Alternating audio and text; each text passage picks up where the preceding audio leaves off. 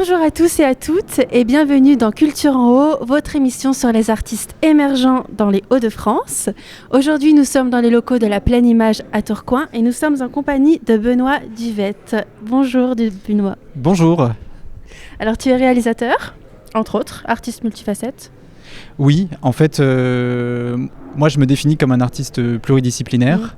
Effectivement, je réalise des courts-métrages, enfin j'en ai réalisé 2. Je suis aussi artiste metteur en scène. Je fais des performances et du spectacle vivant. Et ma première formation étant la musique, je fais aussi énormément de musique. Et voilà, je me dis pluridisciplinaire parce que systématiquement dans mes projets, on retrouve de l'image, du son, et j'essaye toujours de les associer. Ok, et justement, on vient de voir des extraits de ton dernier court-métrage. Est-ce que tu peux nous en parler un peu plus ? Oui, alors mon dernier court-métrage, du coup, Ruine, c'est le court-métrage qui se passe en forêt. Donc c'est mon deuxième film, il est soutenu par le Fonds Émergence de Pictanovo. Il a été tourné en région, en forêt de Wallers-Saint-Amand-les-Eaux. C'est un lieu magnifique. Moi, j'ai adoré ce lieu pour tourner. C'est une des rares forêts en Hauts-de-France où il y a des pins, et j'avais vraiment envie de trouver des pins pour le décor. Et donc au pied des pins, il y avait des très très grandes fougères, et ils servent de décor principal pour ce film. Voilà, est-ce que je raconte peut-être le synopsis? Oui. Voilà, c'est donc l'histoire de 2 garçons qui sont en fuite dans la forêt, et on ne sait pas trop ce qu'ils font là, mais au fur et à mesure du film, on va découvrir qu'en fait, il y a une relation entre eux et que c'est un petit peu compliqué. Merci. Alors, quel a été ton parcours pour en arriver là, aujourd'hui, dans tout ce que tu fais ? Alors, mon parcours, il est assez atypique, je pense. Moi, j'ai toujours eu dans ma vie comme passion 2 choses qui ont été le son et l'image. Quand j'étais enfant, j'avais un petit dictaphone et j'enregistrais toujours plein de choses. J'inventais des histoires que j'enregistrais.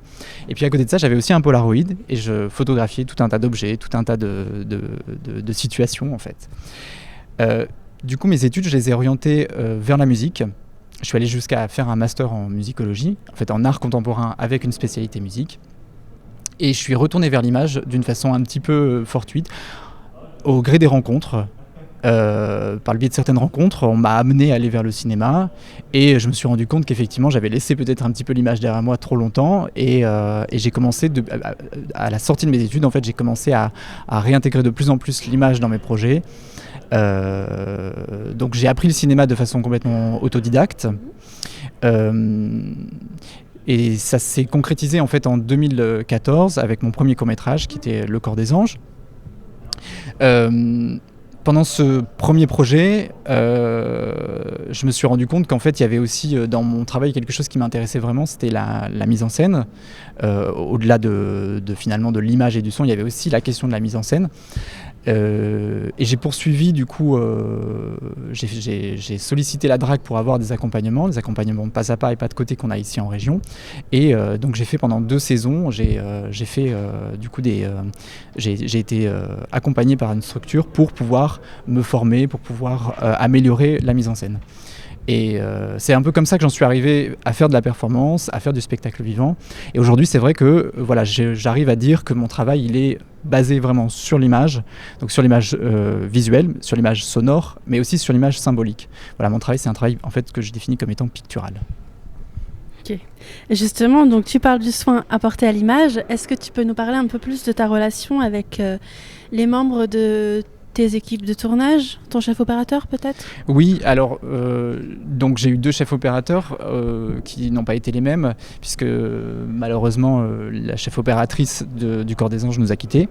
Et c'est vrai que ça a été par exemple quelque chose de très, très important dans ma vie créative en fait, parce que en fait Le Corps des Anges, qui est l'adaptation d'un livre de Mathieu Riboulet, ce premier projet qui lance vraiment pour moi mon travail artistique, j'ai perdu du coup cette chef opératrice, et on a aussi perdu cet auteur.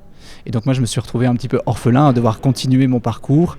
Mathieu Riboulet, c'est un auteur qui est vraiment ma source d'inspiration principale. J'ai lu tous ses livres quand j'étais en jeune adulte, en fait, à 18 ans, pendant mes études à l'université. Donc c'est vraiment ma première source d'inspiration. Et après ce film, voilà, j'avais perdu ces deux personnes et il fallait continuer, il fallait avancer. Et je pense que c'est des expériences comme ça qui font qu'on se rend compte aussi que le travail artistique, il est réussi parce qu'on travaille en équipe et parce qu'on prend soin des autres et qu'on avance avec les autres. Et moi, ça, c'est vrai que c'est au centre de ma philosophie de dire oui, c'est vrai, je suis le réalisateur ou je suis le metteur en scène, c'est moi qui dirige, mais attention, on fait un travail tous ensemble. Et ça, c'est super important. Et je pense qu'effectivement, si tout le monde s'applique, à un moment donné, ça se ressent sur le travail qu'on est en train d'essayer de faire. Et tu dis que tu réalises un travail pictural, mais surtout qui aborde les thématiques du corps et de l'identité. Est-ce que tu peux nous dire pourquoi tu t'interroges en particulier sur ce thème-là ? Oui. En fait, comme je le disais, du coup, l'œuvre de Mathieu Riboulet, elle m'a beaucoup inspiré. Et ce sont des livres en fait qui abordent énormément déjà la question du corps, qui la place toujours au centre. Donc je pense que ça a fortement influencé mon travail en devenir quand je me suis vraiment imprégné de toute cette lecture. Après, bien sûr, j'ai fait le choix de cette lecture. Elle m'a intéressé. Donc c'était vraiment un dialogue. Moi, j'ai eu l'impression de créer un dialogue avec ce travail. Et ça rejoint en fait des thématiques plus générales qui sont l'espace et le temps. Moi, j'ai toujours été fasciné par la question de l'espace et la question du temps. Finalement, aujourd'hui, moi, j'aborde la question du corps comme étant effectivement l'objet avec lequel on va traverser l'espace et on va traverser le temps. Ce qui veut dire que notre corps, il va nous porter, il va nous emmener, mais il va aussi se mettre à se dégrader, il va aussi se mettre à nous lâcher progressivement, à vivre en fait. On vit avec notre corps. Il y a cette facette-là qui m'intéresse dans la question du corps. Donc, bien sûr, tout ça, ça signifie aussi à un moment donné que notre corps, il façonne notre identité, puisque en fonction de beaucoup de choses, ça va avoir des influences sur la façon dont on va construire notre identité. Mais il y a aussi autre chose qui est le corps des autres, qu'on ne cesse toujours de voir, qu'on ne cesse toujours d'avoir comme ça autour de soi. Et ça pose toujours une très grosse question. Moi, ça m'a toujours posé une question. Et donc, j'intègre en fait ces questions dans mon travail. Je ne sais pas si je cherche des réponses, je ne sais pas si je cherche à poser d'autres questions, mais en tout cas, à l'heure actuelle, c'est effectivement omniprésent dans ce que je réalise. Alors, je pense déjà avoir la réponse à ma question, mais je te la pose quand même. Donc, on sait que tu réalises des courts-métrages, que tu fais de la musique, que tu fais des performances, des photographies aussi, je crois. Un petit peu. Est-ce qu'il y a un art que tu préfères ou finalement tout est complémentaire ? Oui, tout est complémentaire. Ouais. Parce que on a tendance effectivement à séparer les médiums, la musique d'un côté, l'image de l'autre, mais en fait...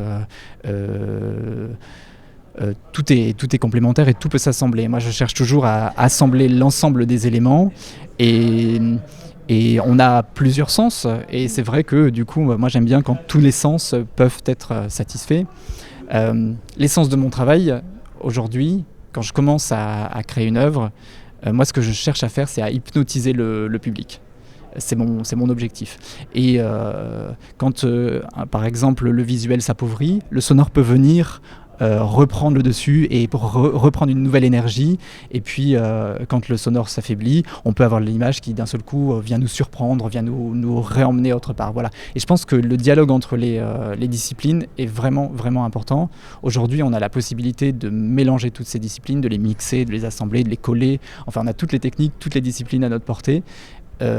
Personnellement, je ne vois pas pourquoi je me priverais de toutes les utiliser et de toutes les explorer pour arriver à une finalité dont j'ai envie. Alors, on a une petite question qu'on aime bien poser dans Culture en haut. C'est quels sont les lieux culturels que tu aimes fréquenter dans les Hauts-de-France ?